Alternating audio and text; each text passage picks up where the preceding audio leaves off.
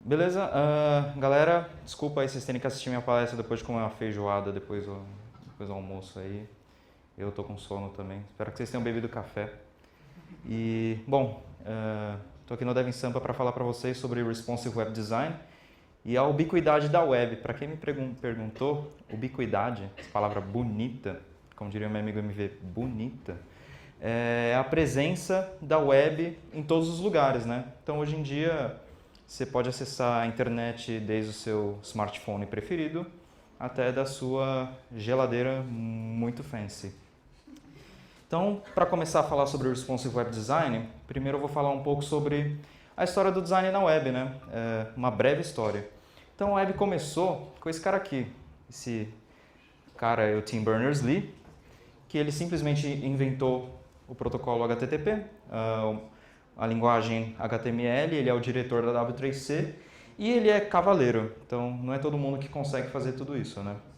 E essa seria a primeira página, deixa eu colocar no mute aqui. E essa seria a primeira página da web. Ele está aí um caráter para preservar a história, né? Não era exatamente essa página que está aí, mas é uma réplica de como foi a primeira página da web. Acho que todo mundo já deve ter visto um layout assim, com Times New Roman e links azuis.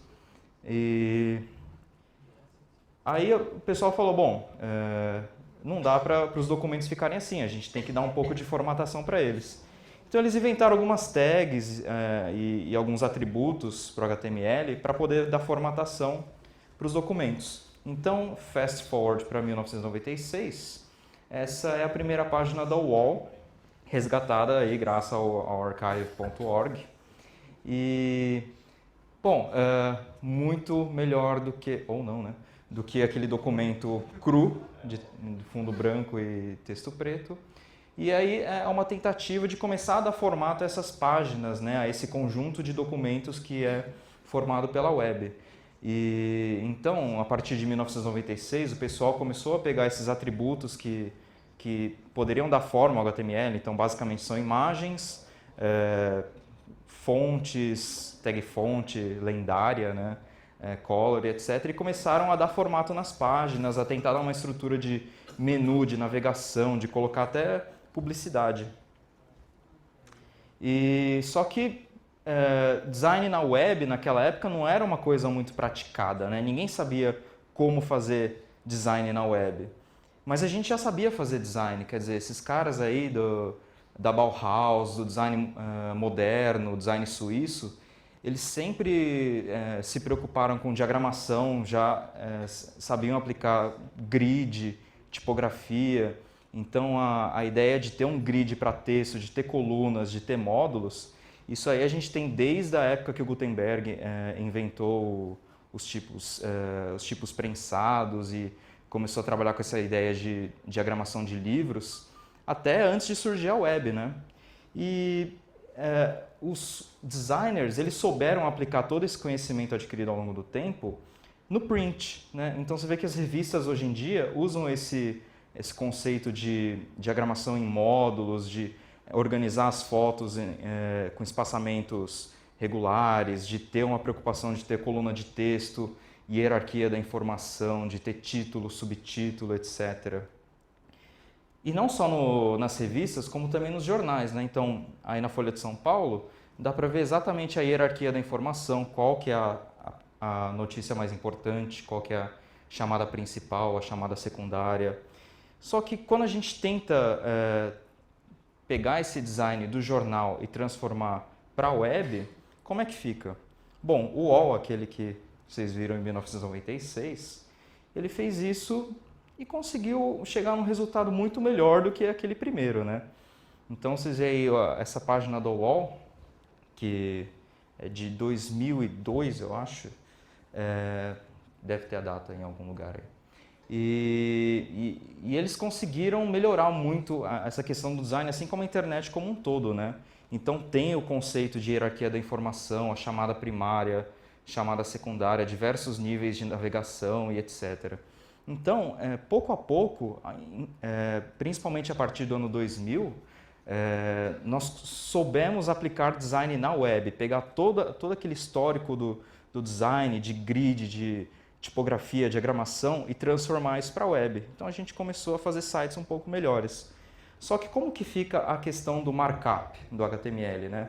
Se a gente for dar um inspect de como era essa página, é agosto de 2002. Se a gente der um inspect nessa página, vai ver aí uma estrutura que, para quem trabalha na web já há um tempo, acreditem, tem gente hoje em dia que nunca viu o layout em table, mas sinal de que a gente está ficando velho.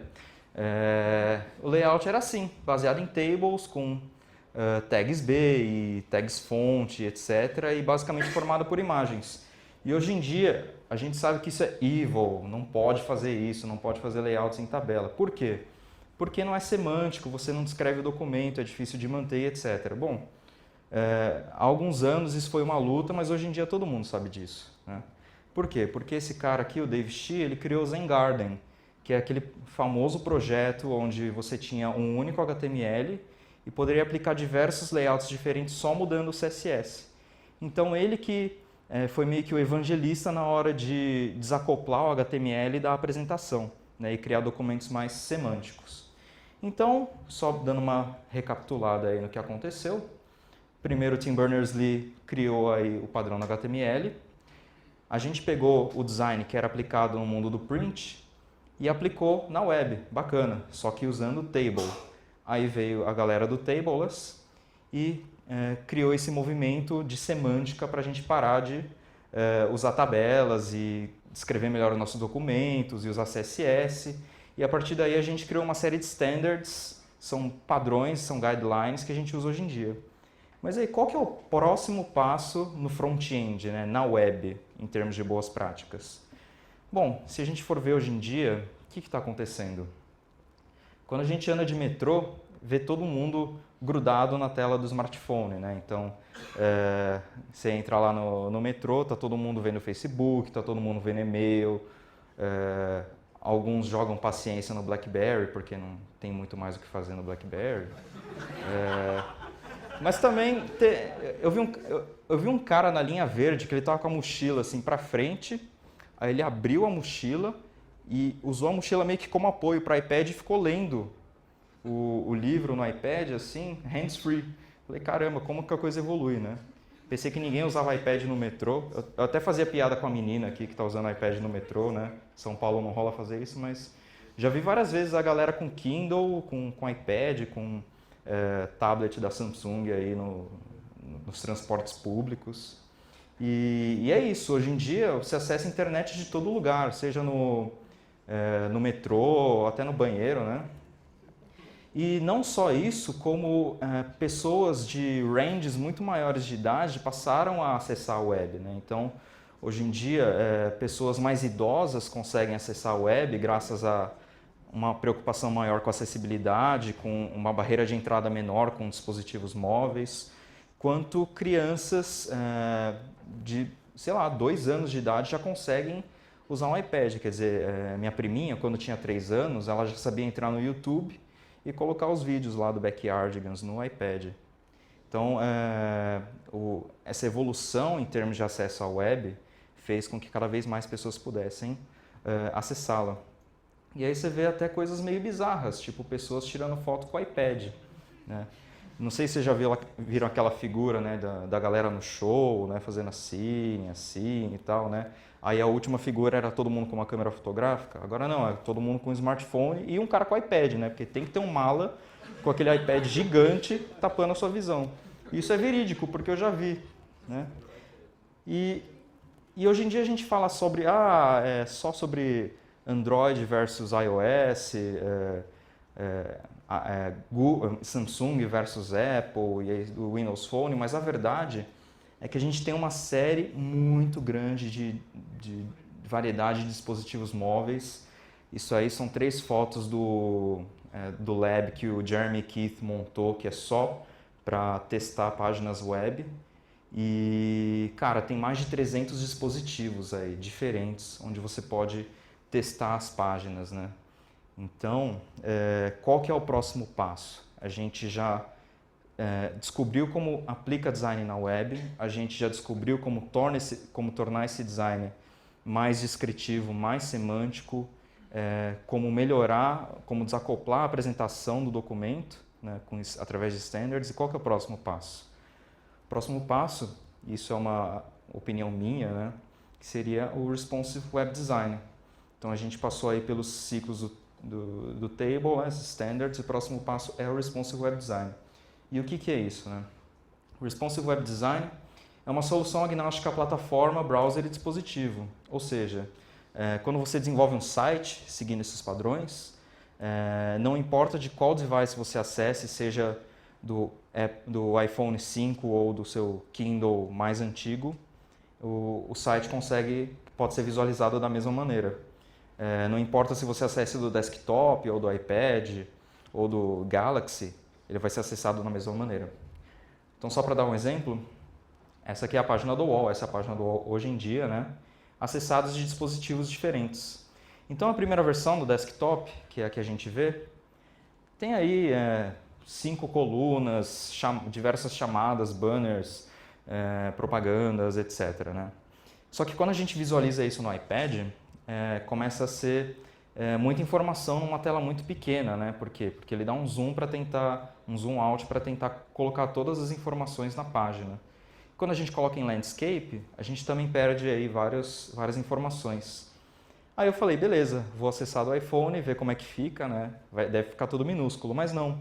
Quando eu acessei do iPhone, ele me direcionou para uma versão mobile, que aí tem uma tem uma previsão do tempo e uma lista corrida de artigos. Aí você fala, pô, beleza, os caras estão aplicando Responsive Web Design e tal, né? Paguei um pau. Mas não. Por quê? Porque esses dois caras aqui são a mesma matéria, só que um vem do subdomínio de visualização mobile e o outro não. Então imagina você lá, todo feliz e serelepe, lendo uma matéria no seu smartphone, no metrô, aí você fala, putz, que matéria bacana, vou mandar para um amigo meu. E sei lá, você twitta para ele ou manda por e-mail o link e tal, né? E aí quando ele abre no desktop, ele vai ver assim, do jeito que está na tela da direita. Então, quer dizer, é responsive? Não, eles só criaram uma versão a mais. Aí você fala, pô, mas não é uma solução boa? Então, agora você tem 2 aplicações para manter ao invés de uma, né? E se manter uma aplicação a gente já sabe que já é difícil, imagina então manter 2, né? Aí você fala, não, contrata outro time, beleza, né? É assim que as coisas funcionam. Não é assim que as coisas funcionam. E isso aconteceu recentemente comigo. Tweetaram um link lá de uma matéria da ESPN e tal, né? Postaram no Facebook. Ó, eu fui lá abrir e ele abriu numa coluna desse tamanho, minúscula, né? Como se eu estivesse acessando de um BlackBerry. Eu falei, pô, não tem um BlackBerry, né? Eu estou acessando do Chrome no meu desktop, mas não, era uma coluna de texto minúscula. Eu li a matéria do mesmo jeito, mas, pô, se fosse um Responsive Web Design, ele teria se adaptado à tela, né? Ou se tivesse sido uma solução pelo menos decente, ele teria feito um User Agent Sniffing, que também não é a melhor das soluções, mas pelo menos não ficaria tão ruim quanto essas soluções aqui. Um outro exemplo de site responsive é o do Devin Sampa, olha só. E aí o que aconteceu? Calma lá. O que aconteceu? Eu acessei hoje de manhã, né? Porque, enfim, obviamente eu não ia terminar os slides da palestra ontem à noite, então eu acessei hoje de manhã. E aí eu falei, vou colocar o site do Devin Sampa, nosso amigo Tino Gomes falou que fez responsive e tal, né? E aí eu acessei aqui do iPhone e o menu quebrou. Eu falei, danadinho, eu vou colocar na palestra. E eu tava lá fora finalizando os slides e mostrei pra ele. E ri da cara dele, obviamente. Aí ele fez isso aqui. Ele corrigiu. Agora há pouco. Então, ó, só para fazer justiça, a versão correta aqui, beleza? Palmas para o Tino Gomes aí.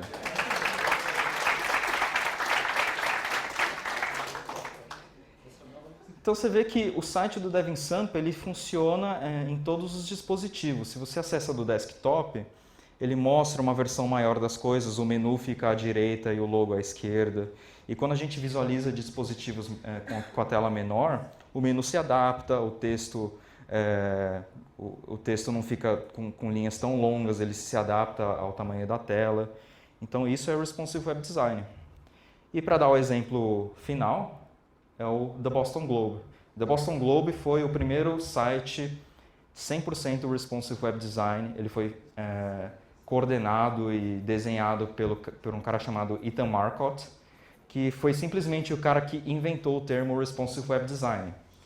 Então, ele descobriu, né, que combinando aí algumas tecnologias de CSS e JavaScript, dava para fazer um site que se adaptasse a todos os dispositivos. Ele aplicou esse conceito no The Boston Globe e hoje em dia é o melhor exemplo que a gente tem de responsive, né?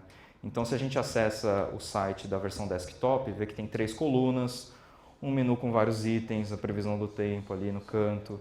E aí ele vai se adaptando a cada dispositivo. Então, no iPad em modo Portrait, só mostram 2 colunas ao invés de 3. Aí, se você coloca o iPad no Landscape, volta a ter 3 colunas. E em dispositivos menores, como smartphones, ele mostra menos itens do menu, só que se você quiser, você consegue visualizá-los. A barra de busca, por exemplo, não fica mais o campo exposto. Você aperta na lupa e ele desce a barra de busca. Então, são essas adaptações que dá para a gente fazer e muito facilmente, como eu vou mostrar. Mas e como a gente faz isso, né? Como a gente aplica esses conceitos de Responsive Web Design em termos de código? São 3 passos. Primeiro, a gente precisa ter um design flexível, ou seja, o nosso grid, nossa tipografia, nosso conteúdo precisa ser totalmente flexível. A gente precisa aplicar algumas media queries para poder aplicar umas regras específicas para certos tipos de dispositivos e usar alguns plugins e fazer alguns ajustes para melhorar a experiência. Então, para mostrar para vocês, eu fiz aí um site de exemplo, né, esse blog bonitinho, hipster, com kittens, farting rainbows, etc. Né? Ah, mas tem vários aqui, ó.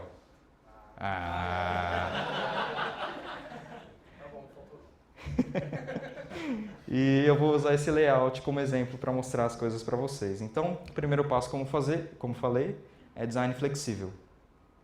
Então, design flexível, o que a gente vai ter que trabalhar? Basicamente, tipografia, grid e conteúdo. Essa é a fórmula principal para trabalhar com um layout flexível. É uma continha de dividir, muito básica, que vocês vão entender aí ao longo do tempo que a gente vai aplicar essa regra aí no nosso layout. Que é basicamente, você pega o target, que é o cara do qual você quer descobrir o tamanho, divide pelo contexto, que é de onde ele está pegando o contexto, o tamanho, e você tem a dimensão. Já vou explicar. Tipografia. Para trabalhar com tipografia, a gente usa o quê? Geralmente usa pixel, né? Porque pixel é o que está ali, é o que está na tela, é o que está na web, etc. Só que a gente vai parar de usar pixel e usar esse cara aqui, o EM. O que é o EM? É uma medida de fonte, não de fonte, né? Uma dimensão, em geral, de tamanho relativo. Ou seja, você vai setar o tamanho do elemento de acordo em relação ao tamanho do pai dele. Então vamos lá. Vou pegar o nosso layout aqui com gatinhos. E pegar aí 3 exemplos de tamanho de fonte. Não sei se dá para ver. Bom, a gente pega o título ali em cima, que tem um tamanho de fonte de 70 pixels com entrelinha de 80. Subtítulo, com tamanho de fonte de 24 pixels com entrelinha de 32. E o tamanho do texto do blog, né, um post do blog, que tem tamanho 14 pixels com entrelinha 21. Se a gente fosse fazer o CSS disso, sei que a maioria aqui é back-end developer, mas, bom, todo mundo acho que deve manjar um pouco de CSS. E é bem basicão, né? A gente seta ali no body. Isso é uma coisa que eu gosto de fazer. Eu pego o tamanho de texto, o tamanho de fonte do texto que vai aparecer mais no site e seto como padrão. Era assim que eu fazia, né? Então, no body eu setaria lá que o tamanho da fonte do body é 14 pixels com entrelinha 21, que é o do texto do blog. Falaria que aquele H1 grande, né? O título da página tem fonte 70 pixels com entrelinha 80 e o subtítulo font size 24 pixels com entrelinha 32. Aí não tem segredo, né? É assim como a gente faria antes. Agora, para mudar para uma tipografia flexível, primeiro passo, colocar o tamanho do body, em vez de setar um tamanho fixo em pixel, colocar 100%. 100%, se você não foi danado lá e mexeu nas suas configurações do browser, 100% equivale a 16 pixels. Então, toda vez que você baixa lá o browser e roda sem mexer em nada, o tamanho padrão é 16 pixels. Então você vai lá no body, fala que o tamanho da sua fonte é 100% e a entrelinha é 1,5. Por quê? Porque se o tamanho da fonte era 14 pixels com entrelinha 21, quer dizer que a entrelinha era 1,5. Então a gente faz essa modificaçãozinha. Mas aí, por quê? Então vamos lá. Lembra que eu falei sobre a continha de dividir? É target dividido pelo contexto? É isso. O nosso contexto vai virar o body. Já explico. Então, os targets, que os exemplos que eu mostrei, seriam o título, o subtítulo e o texto do blog, seriam os targets, né? 70 pixels, 24 e 14 pixels. E o contexto vira o tamanho do body, que a gente definiu como 100%, que é 16 pixels. Vamos lá. Formulazinha. Target dividido pelo contexto é a dimensão. Então, para o nosso título ali, o target seria 70 pixels. Qual que é o contexto dele? Como você descobre o contexto de um elemento? Você vai percorrendo lá no HTML, no DOM, né, pelos pais daquele elemento. Quando você parar no primeiro pai que definiu um tamanho de fonte, vai ser o contexto. Então, aquele H1, por exemplo, eu vou lá no HTML. Ah, o pai do H1 definiu o tamanho de fonte? Não. Ah, a tag header definiu? Não. Ah, o div id container definiu? Não. O body definiu? Definiu 16 pixels, então ele virou o contexto. No começo é um raciocínio meio chato de fazer, mas depois é bem tranquilo pegar o jeito. Até porque se você fizer certinho e definir o tamanho da fonte só nos elementos que precisa, o contexto quase sempre vai ser o body. Então, seria essa continha aqui. A gente quer que o tamanho da fonte seja 70 pixels, qual que é o contexto dele? 16. E a gente faz 70 dividido por 16, a gente tem a dimensão em EM, 4.375 EM. O que isso quer dizer? Quer dizer que a fonte do H1 é 4.375 vezes maior que o tamanho do body. Então, se você sempre lembrar desse raciocínio, fica fácil calcular. Entrelinha, a mesma coisa, só que qual que é o contexto da entrelinha? É a própria fonte. Se você fala que uma fonte tem 70 pixels e tem a entrelinha 70, qual que é a entrelinha dela? 1. Por quê? Porque o tamanho da linha é 1 vezes maior que o tamanho da fonte. Mesmo raciocínio aqui. Então, a gente tem uma entrelinha de 80 pixels, qual que é o tamanho da fonte? 70 pixels. A gente faz 80 dividido por 70, quer dizer que a fonte, o tamanho da entrelinha é 1.14, todo o resto, vezes o tamanho da fonte. Aí você fala, que número feio. Quer dizer, espero que a maioria de vocês não falem, porque, enfim, né? Geralmente quem fala que número feio é designer. Né? Mas, aí você fala, que número feio, não dá para arredondar? Dá. Por quê? Porque a partir do momento que você trabalha com dimensões relativas, você não precisa mais se preocupar com tamanhos fixos, porque tudo vai ser uma proporção de outra proporção, certo? Então, no final das contas, se você arredondar esses números, você vai ter proporções ainda mais harmônicas. Então, vamos lá, para o tamanho do subtítulo, o subtítulo tinha 24 pixels, o contexto continua sendo body. Mesmo raciocíniozinho de subindo no DOM, pelos parents, até achar quem definiu o tamanho.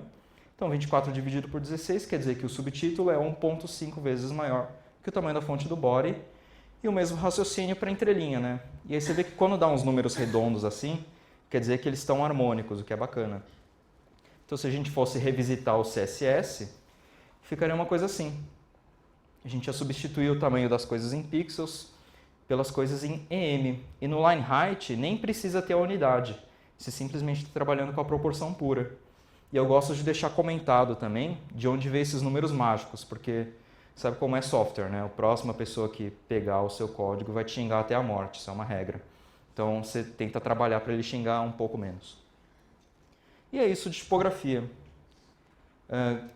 E agora com grids. Grids, você trabalha com porcentagem, e aí é muito mais susto entender. Por quê? Porque é mais natural no nosso dia a dia. Então, o nosso layout de gatinhos aqui, eu fiz ele propositalmente com 1000 pixels de largura. Por quê? Porque aí cada coluna desse grid vai ter 65 pixels. Cada espaçamento entre coluna vai ter 20 pixels. Ou seja, nossa coluna principal vai ter 660 pixels e a coluna secundária 320 pixels. O que isso quer dizer? Bom, no CSS, muito sussa, o container da aplicação tem 1000 pixels, a coluna da esquerda tem float left, 660 pixels de largura, margin right de 20. E a coluna da direita também com float left, para ficarem uma do lado da outra, com a largura de 320. Se você somar 660 com 20 com 320, dá 1000, sem segredo.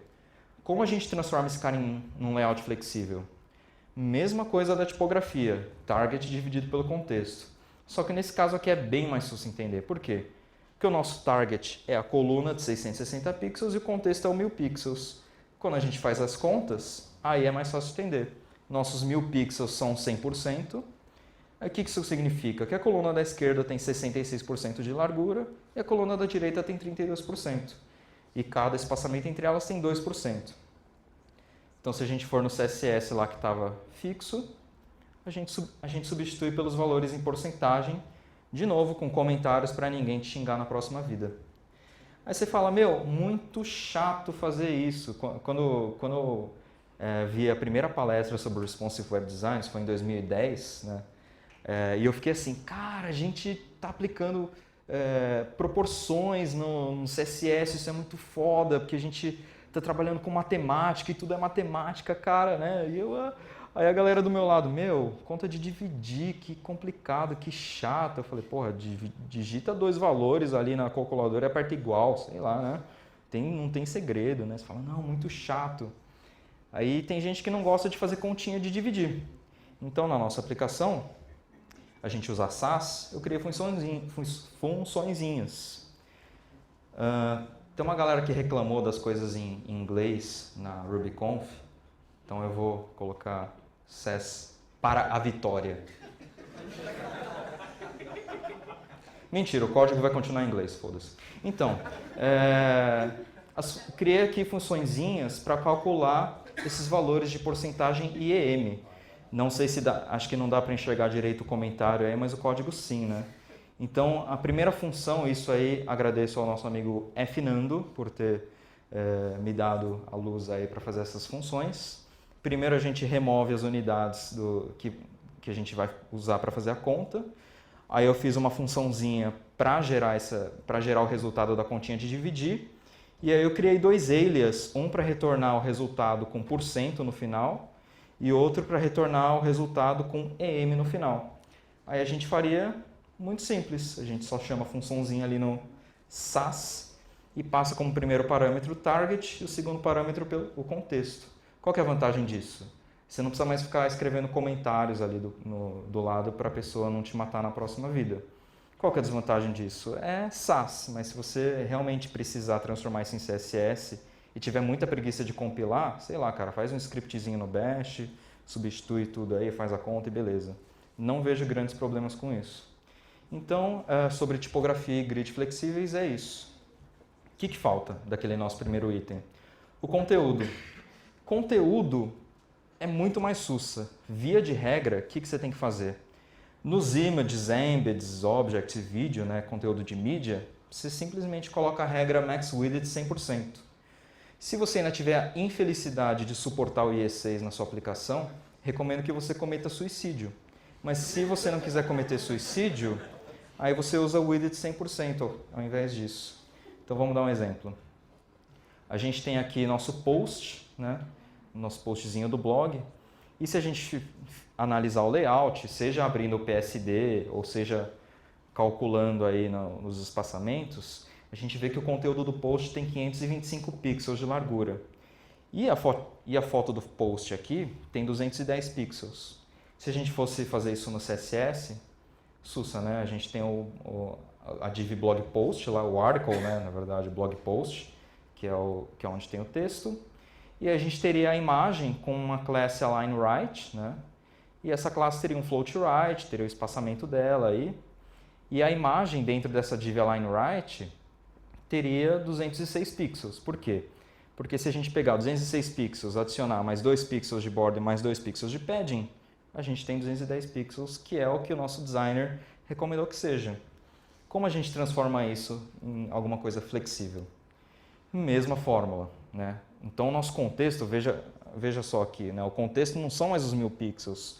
O contexto é a div py que tem um tamanho fixo ali, que é o conteúdo do post. Então, o que quer dizer? Quer dizer que a imagem deve ocupar 210 pixels de um post que tem 526 pixels de largura. Se a gente for fazer a conta, quer dizer que a imagem precisa ocupar 40% do post aí. Como a gente faz isso? Aí tem um truquezinho. Aqui eu defini o tamanho da imagem fixo na tag de imagem e o parent dele, que é uma divzinha, não tem tamanho, certo? O que eu vou fazer? Eu vou definir esse tamanho de 40% no parent, ou seja, naquela div align right, e aí a imagem vai ter 100% de max width, ou seja, toda vez que o tamanho da div align right mudar, a imagem vai continuar escalando para 100%. E aí tem esse cara aqui, que eu não sei se vocês conhecem, o box sizing border box, que é o seguinte: quando a gente define o tamanho de uma div, ali, eu falo div, mas é um conteúdo, né? Quando a gente define o tamanho de um bloco no CSS, imagina que vocês definiram lá um quadrado de 100 pixels por 100 pixels. E aí vocês colocaram 10 pixels de padding e 10 pixels de border. O que vai acontecer? Ele vai ficar com... Deixa eu fazer a conta aqui. Ele vai ficar com 140 pixels de largura no final. Por quê? Porque tem os 100 pixels que você definiu, mais os 20 pixels de padding, 10 de cada lado, e mais os 10 pixels de border de cada lado. Aí você fala, filho da mãe, eu queria que meu box tivesse 100 pixels, né? Que é como a gente pensa que funciona no começo, e é como o IE fazia desde sempre, e a gente fala que o IE é uma droga, mas ele acertou em algumas coisas, né? Aí o que fizeram? Fizeram essa propriedade box size em border box. O que isso significa? Toda vez que você definir border e padding, ele cai para dentro do container ao invés de ir para fora. Então o seu box vai continuar com 100 pixels de largura, só que os 10 pixels de border e padding vão ficar dentro dele. Então a gente faz esse truquezinho aí, beleza? Aí você fala, beleza, imagem, a gente coloca... e por que max width 100% e não só width 100%? Por quê?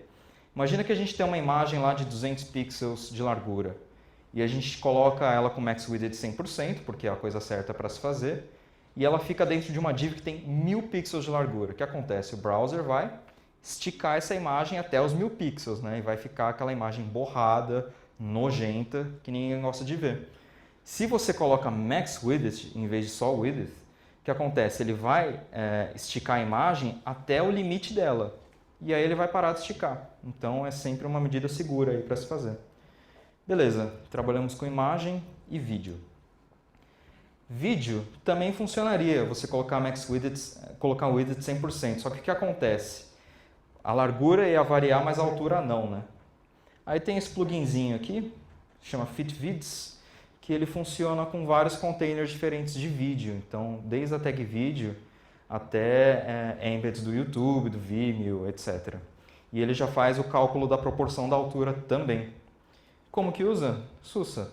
Você simplesmente passa um container onde todos os vídeos vão estar e chama aí o pluginzinho jQuery FitVids. Se você tiver nojo do jQuery, né, você pode fazer sua própria solução, não tem problema. E para títulos, né? Como a gente pode fazer? Imagina que a gente tem o nosso título do post lá do site, só que não quer que ele quebre linha, não quer que ele fique em 3 linhas, quer que ele se redimensione de acordo com a janela. Tem um outro pluginzinho bacana aqui, que chama FitText. O FitText ele pega o tamanho da largura da sua janela, pega o tamanho da largura do post e ele determina qual font size que deve ser para ele continuar na mesma proporção sempre. Como que ele funciona? Bom, eu abri o plugin lá e descobri qual fórmula que ele usa, que é basicamente, ele pega o tamanho do elemento, aí ele usa você tem que chamar o FitText sempre com um parâmetro chamado compressor. O que quer dizer? É ao quanto ele vai redimensionar o tamanho da fonte. Aí ele usa uma formulazinha lá, né? O tamanho da largura do elemento dividido por compressor, que é o que você passa com o argumento, vezes 10, é o tamanho do font size. Aí eu falei, beleza, bom, se trabalhando com essa ideia de coisa flexível, o tamanho da fonte tem 70 pixels e o tamanho do meu elemento tem 1000 pixels, bom, eu posso descobrir quanto que vai dar esse compressor. Então eu fiz a continha ali, fiz a equação e deu esse número bacana aqui, 1.42 tchananãs, que você passa como parâmetro ali no plugin e aí ele redimensiona sempre mantendo essa proporção do que seria os 70 pixels dentro de um container de 1000 pixels. Beleza? Respirar. Acho que eu preciso fazer igual o Cafo e colocar uma imagem de gatinho no meio dos slides para dar uma respirada. Beleza. Vamos lá. Segundo ponto, Media Queries. O que são Media Queries? Eu aposto que todo mundo já viu uma Media Query na vida. Por quê? Quando você chama lá seu Style Sheet e fala Type, Screen ou principalmente Type Print, que é quando você fala, tem que ter um CSS de impressão, aí você passa lá Type Print, né? Isso é uma Media Query. Então, ó, não sei se vocês sabem, mas tem vários tipos diferentes de mídias que vocês podem direcionar o CSS para diferentes tipos de mídia. Então, você tem CSS, regras para todas as mídias, aí tem vários tipos, Braille, Embossed, Handheld.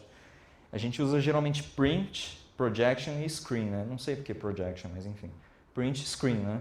Aí você fala, pô, ia ser bacana usar o Type Handheld, né? Mas o problema é que todos os handhelds passaram a suportar o Screen, aí não fez mais sentido usar só handheld, que é uma droga, né? E além do tipo, você pode pegar features do dispositivo. Então você pode falar, quero que essas regras sejam aplicadas só para dispositivos que tenham 256 cores. Não sei. Ou para features, para dispositivos monocromáticos, ou aí o que a gente vai usar mais, né? Que são os aspect ratio, device aspect ratio, device pixel ratio e as larguras e alturas, é o que a gente usa mais de Media Query, né? Então, basicamente, o que a gente consegue? A gente consegue detectar qual que é o tamanho da janela do usuário, tanto em altura quanto largura, o tamanho do device, e a gente pode passar regras para tamanhos específicos ou ranges, né? Mínimo e máximo.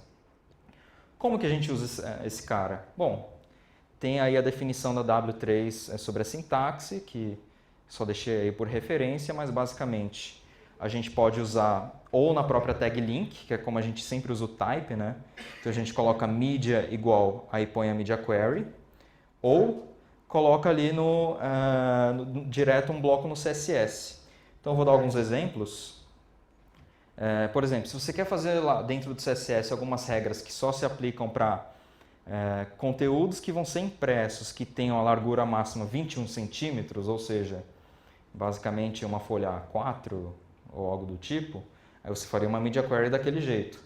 Ou se você quer pegar todos os usuários que estiverem com a janela com no máximo 1024 pixels, seria a segunda media query. E aí tem a terceira media query, que aí só para mostrar que dá para você ser bem específico e concatenar regras, né? Então, quero um dispositivo que esteja na Orientation Landscape com no mínimo 768 de largura, no máximo 24. Adivinha? É um iPad em Landscape. Então, seria mais ou menos isso, né? Usando o iPad para ilustrar, o device width, device height, né? Orientation, pode ser Portrait ou Landscape. E aí tem esse cara aqui que é o Minimum Device Aspect Ratio, que é a densidade de pixels que você pode usar. Então tem media queries para todo tipo de coisa. E o que é legal? Eu vou mostrar um vídeo, ele está meio falho, que a gravação ficou meio cagada, mas dá para mostrar. Se a gente for redimensionando a janela, vai ver que, só né, como referência, está vendo que aqui tem 4 fotos, nessa listagem de fotos. Você vai redimensionando, ele vai detectando o tamanho da largura do browser, e ele pode transformar, em vez de 4 fotos, para 3 fotos por linha.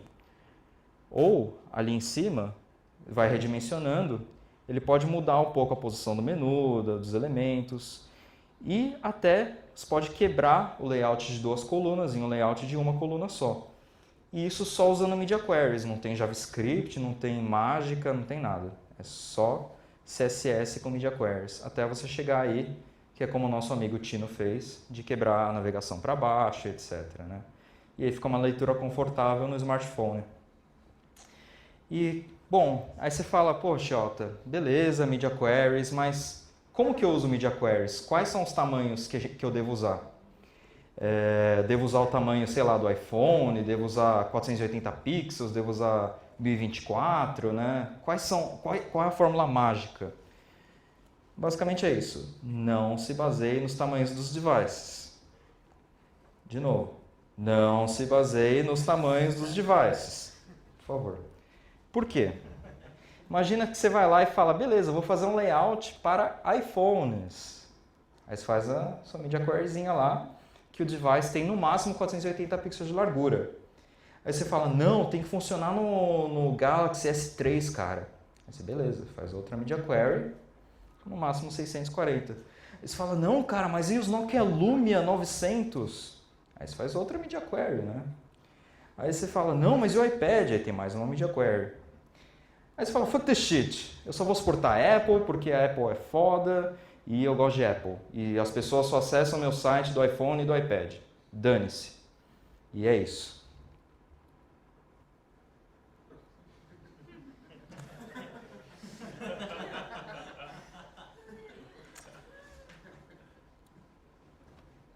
Pois é isso que a gente fala, né? A gente fica desenhando layouts para tamanhos de telas específicos, etc. Vai lá o designer, abre o Photoshop numa telinha de 320 por 480. Aí vem o Retina Display, ele, puta que pariu. Aí ele abre numa tela de 640 por 960. Aí fala, não, agora tem que suportar o Lumia, puta que pariu. Aí ele abre outra janela, faz o layout, cara, não. Faz o seguinte, ó. Insere os breakpoints baseados na necessidade do layout. Sério, pega a janela, vai redimensionando. Putz, quebrou agora, e aí? Insere um breakpoint ali, insere uma regra de CSS, conserta. Por exemplo, o nosso amigo Tino com o site do Devin Sampa, né? Chegou lá no 320 pixels de largura, quebrou o menu. Putz, e agora? Meu, conserta, pronto. Insere uma media query, não sei, diminui o tamanho da fonte ali. Então, sinceramente, é isso que eu faço. Eu vou experimentando, vou redimensionando as coisas, vou testando e eu vou inserindo media queries. Falo, quando tem 1024 pixels de largura, putz, preciso diminuir a fonte do menu. Putz, agora eu preciso mudar a posição na navegação, ou mudar o tamanho do campo de busca. Então é isso, vai experimentando. Beleza? Bom, media queries é isso. E aquele tal papo de Retina Display, etc, etc, né? Antes eu falava sobre Retina Display, mas hoje em dia tem tanto device com uma densidade de pixels alta que, enfim, são High Density Displays, né? Então, como funciona esse negócio de pixel? A gente tem aí no nosso monitor padrão de 72 dpi, a gente tem os pixels físicos. Então, quando a gente coloca 16 pixels de tamanho lá no CSS, o que ele entende? Vou pintar esses 16 pixels da tela com esses 16 pixels que o cara me falou. Então existe a diferença entre físico e o virtual. O virtual é o que o CSS interpreta e físico é o que é mostrado na tela. O que acontece em High Density Displays, né? Por exemplo, o Retina Display da Apple, que tem um device pixel de 2. Ele tem 4 vezes mais pixels no lugar de um pixel só. Então, quando você fala lá no CSS, esse cara tem 16 pixels de largura, ele vai mostrar isso em 32 pixels da tela. Então, basicamente, o display mostra os pixels virtuais e o CSS interpreta o display mostra os pixels físicos e o CSS interpreta os pixels virtuais. O que a gente tem que fazer? Basicamente, que é o que todo mundo reclamou, né, entre aspas, quando saíram os Retina Displays, a gente tem que gerar imagens 4 vezes maiores ou usar formatos vetoriais tipo SVG. Então, vamos dar um exemplo aqui. Nosso logozinho ali em cima tem 240 pixels de largura por 57 de altura. E o nosso spritezinho que tem o logo tem 130 de altura por 260 de largura. Então, no CSS, né, usando umas técnicazinhas aí de text replacement, é bem básico. A gente fala que o H1 lá tem 240 por 57, background o sprite, posiciona o sprite, beleza. E se a gente fosse fazer isso para um Retina Display, que tem 2 vezes mais densidade de pixels, né? A gente geraria uma imagem 2 vezes maior. Então, em vez de 130 de altura, tem 260. Em vez de 260 de largura, tem 520. E lá no CSS, a gente insere esses caras que estão em vermelho. Tá? Basicamente, a gente criaria um bloco de Media Query para telas que têm o Minimum Device Pixel Ratio de 2. Não altera o tamanho, a largura e a altura do H1. Por quê? Porque isso são pixels virtuais. É o que o CSS interpreta. Só que o que a tela mostra? Pixels reais.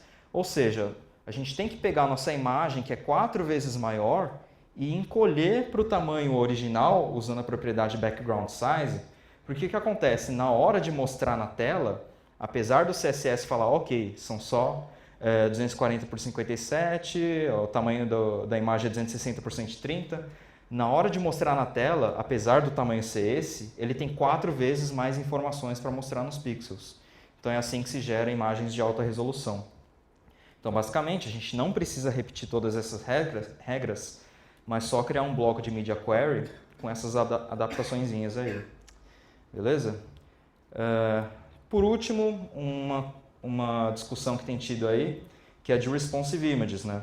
O que são Responsive Images? Imagina que aí no nosso layout, gente, esse é meu gato Jamie, tá? É porque eu sou hipster, então preciso falar dos meus gatos. Esse é meu gato Jamie. Imagina que nosso post aí no post aí que tem a foto dele, beleza, a gente está vendo bonitinho no nosso desktop. Imagina se a gente vai ver essa mesma imagem no nosso smartphone, né? O que acontece? Essa é uma foto maior e ela tem 3008 por 2000, né? E se a gente tentar acessar do nosso 3G brasileiro, você vai ver que não rola. Por quê? Porque não rola mesmo baixar essa imagem. Pô, megas de imagem. Então o que a gente faz? A gente tem que servir imagens diferentes para tamanhos de telas diferentes. Como a gente faz isso? Ainda não existe um padrão acertado, acordado pela W3, pela Watch, WG, eu não sei, nunca sei como pronunciar isso, mas pelo grupo de pessoas que definem padrões HTML, certo? Então, existe essa discussão de usar um padrão que foi implementado aqui nesse pluginzinho chamado Picture Fill, que é isso aqui. É um padrão parecido com esse, tá? Só que ele vai ser mais semântico. A gente define um container principal, né? Uma tag picture, com um alt da imagem, e aí várias versões diferentes da imagem. E como que a gente escolhe qual imagem servir para qual tela? A gente usa Media Queries, que é uma coisa que a gente já usou no CSS, dá para usar no HTML também. E aí no fim a gente mostra um fallback para browsers que não suportarem. Aí esse JavaScript, né, esse plugin Picture Fill, ele carregaria a página. Como não tem nenhuma tag image sendo mostrada aqui, caso o browser não suporte JavaScript, ele mostraria a tag image padrão. Se não, ele mostra uma dessas versões. Se você não gostou dessa opção, tem vários outros plugins. Alguns utilizam tecnologia server-side, tipo HT-Access, etc. Eu acho que fizeram uma adaptação para Nginx também já. Tem outros que fazem uns testes mais robustos com testes de banda e etc. E aí, para quem quiser, tem um post muito bacana do Chris Coyier no CSS Tricks que compara essas diversas soluções. Aí você fala, beleza, estou pronto para aplicar Responsive Web Design. Calma, calma, jovem gafanhoto. Porque se você tem que suportar o IE8 ainda, espero que você não suporte mais o IE7 também, eles não funcionam, os Media Queries não funcionam. Boa notícia é que o Google Apps não vai suportar mais o IE8. Então, né? Mas se você ainda precisar, tem alguns pluginzinhos aqui de fallback, tipo o Respond, do mesmo cara que fez o plugin do Picture Fill, Scott Gell, ou esse cara aqui, CSS3 Media Queries JS, que, se eu não me engano, esse é mais completo que o outro, suporta mais regras e tal. Bom, e da parte técnica é isso, mas ela é só o começo, porque se vocês quiserem começar a aplicar conceitos de usabilidade, de design mesmo, aí tem várias outras referências que vocês podem consultar, como esse site bacana, Media Queries, que é uma galeria de sites que usam Responsive Web Design. O site desse cara aqui, Luke Wroblewski, se vocês não conhecem esse cara, sigam ele no Twitter, leiam o blog dele, porque o cara é muito bom. Ele escreveu livros que são referências até hoje, como de Web Forms, e ele é guru de mobile hoje em dia. Leiam o CSS Tricks, ele tem vários posts bacanas sobre responsive. Eu não sei porque eu não coloquei também o Twitter do Ethan Marcotte, que é, enfim, o cara que inventou o Responsive Web Design, mas sigam. E tem também esse cara, o Brad Frost, que ele é muito bom, o foco dele tem sido o Responsive Web Design, tem postado várias coisas sobre isso, tanto no Twitter quanto no blog, então estão aí referências para quem quiser dar um passo a mais. E é isso. Obrigado.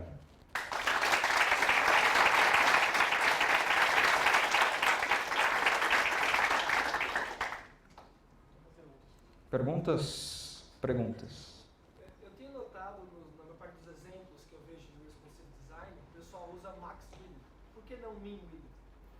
Max Width por quê? Porque se você aplicar Min Width, por exemplo, aí depende da sua estratégia, né?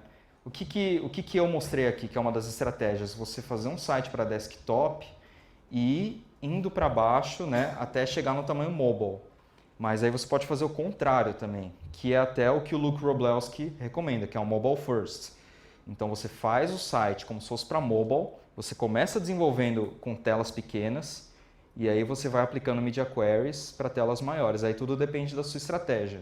Como a maioria já começa com um site que já existe e adapta, ou tem esse costume mais que é mais clássico, né, de desenvolver primeiro para desktop, depois para mobile, geralmente as media queries saem com Max Width, mas é um approach bacana também. É alternativo, não tem... Não tem regra, não tem jeito certo de fazer. Mas alguém? Você comentou que tem duas formas de fazer o esquema de colocar media query, né? Você pode usar no link direto ou colocar com @media, né? Uhum. Você sabe se quando você usa com link, ele não baixa aquele CSS? Ele baixa. Ele baixa de qualquer forma? Ele baixa. O que é uma droga, mas ele baixa.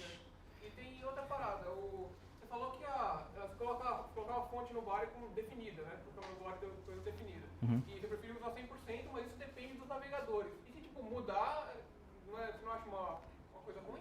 Aí que entra a grande pegada. Se você fizer um design, se você fizer tanto o design quanto o front-end preparado para ser tudo baseado no tamanho da fonte que o cara escolher, quando o cara redimensionar a fonte, o site inteiro magicamente vai redimensionar e aí unicórnios vão pular na tela e etc.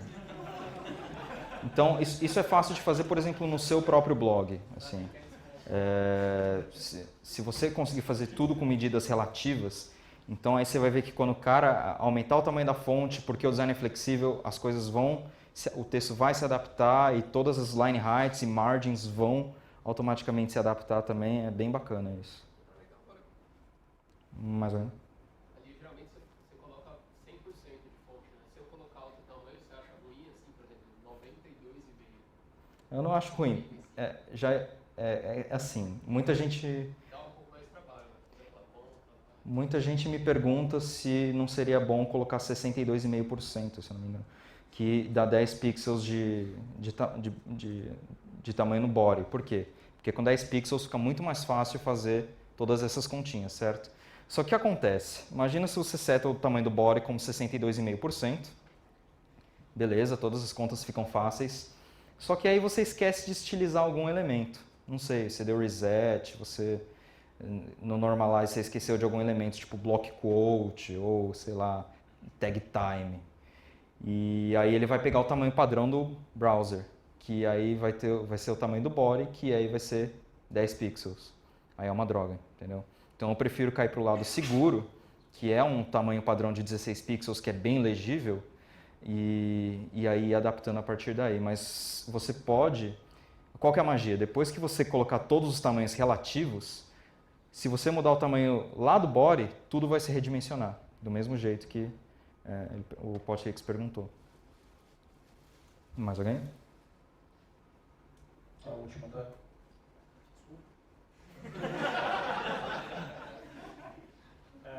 Não tem necessariamente muito a ver com ser responsivo, mas tem a ver com o esquema de 3G, conexões limitadas. O que você pensa de web fonts? Web fonts, né? Qual que é o problema das web fonts? São pesadas pra cacete. Lá no nosso projeto na Baby, a gente usa 4 famílias diferentes, né? São 3 pesos e a família inteira da Próxima Nova. E só isso dá 160k. 160k na internet brasileira é uma faca no peito. Então, aí você tem que analisar, né? É essencial tipografia para a minha aplicação mobile? A maioria das vezes pode ser não, né? Então é uma questão de analisar as necessidades. Mas eu concordo que em muitos casos, principalmente para mobile, tipografia é legal ter, é importante ter, mas o trade-off em relação à usabilidade, né, ao tempo de resposta da página, pode ser que não seja necessário, né? Aí eu não sei como você poderia resolver esse tipo de coisa, talvez colocando até o JavaScript de fonte condicionalmente. Eu nunca pesquisei sobre isso, mas é uma boa. Mas tem que se levar muito em conta o tamanho da página, sim. Talvez tipografia não seja necessário em boa parte dos casos. Valeu, gente.